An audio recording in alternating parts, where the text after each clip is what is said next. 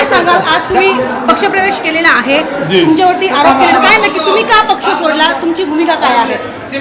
आमची भूमिका जी बाळासाहेबांची भूमिका आहे तीच आमची सगळ्यांची भूमिका आहे. आम्ही काही कुठल्या पक्षात गेलेलो नाही आहे. शिवसेनेमधून शिवसेनेमध्ये झालेलो आहोत. जे मूळ शिवसेना आहे त्यामध्ये आम्ही सामील झालेलो आहोत. पण तुम्ही उद्धव ठाकरे यांच्यावरती नाराज होऊन पक्ष सोडला? अजिबात नाही, मी कोणावरही नाराज नाही, काही नाही आहे. मी फक्त माझ्या मतदारसंघातले विकास कामं करण्यासाठी आणि माझ्या कार्यकर्त्याला बळ देण्यासाठी. संजय राऊत म्हणतात की 50 कोटीमध्ये तुम्हाला खरेदी केलं गेलं आहे असे आरोप केले गेले. पण या आरोपावर तुम्ही उत्तर देणार आहात की नाही? काहीतरी म्हणावं लागतं, त्यानं ते म्हणतच राहणार आहेत. काय विषय? सर, एक माझा प्रश्न आहे, तुम्हाला ऑपरेशन टायगर म्हणून म्हटलं जातं, पण तुम्ही मानता की तुम्ही सगळे टायगर आहात?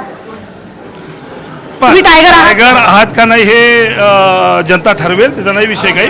पण निश्चित रूपानं मतदारसंघाच्या कामासाठी आम्ही इकडं सत्तेमध्ये आलेलो आहोत. मशालवर तुम्ही निवडून आलेले होते, मशालवर तुम्ही निवडून आलात आणि आता तुम्ही इथे हे बघा, मशालवर निवडून तर आता काल आमदारकीला खूप लोक निवडणुकीला उभे टाकले होते पण आले नाही ना.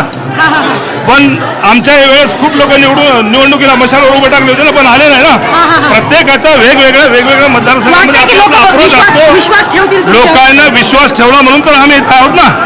आणि मी माझ्या सर्व कार्यकर्त्याला विश्वासात घेऊनच मी इथं आलेलो आहोत. थोडं बहुत जण कोणी ना कोणी नाराज असणार.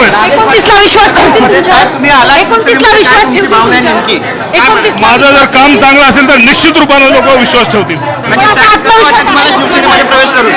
हे आपल्यासोबत आष्टीकर होते आणि त्यांचं असं म्हणणं आहे की आमच्यावरती लोक विश्वास ठेवणार असं तरी आत्मविश्वास व्यक्त केलेला आहे.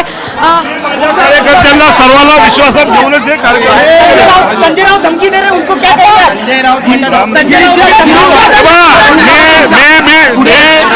ऐकून घ्या, मी कोणाच्या धमकीला भीक घालत नसतो, त्याच्याबद्दल काय मी बोलणार नाही.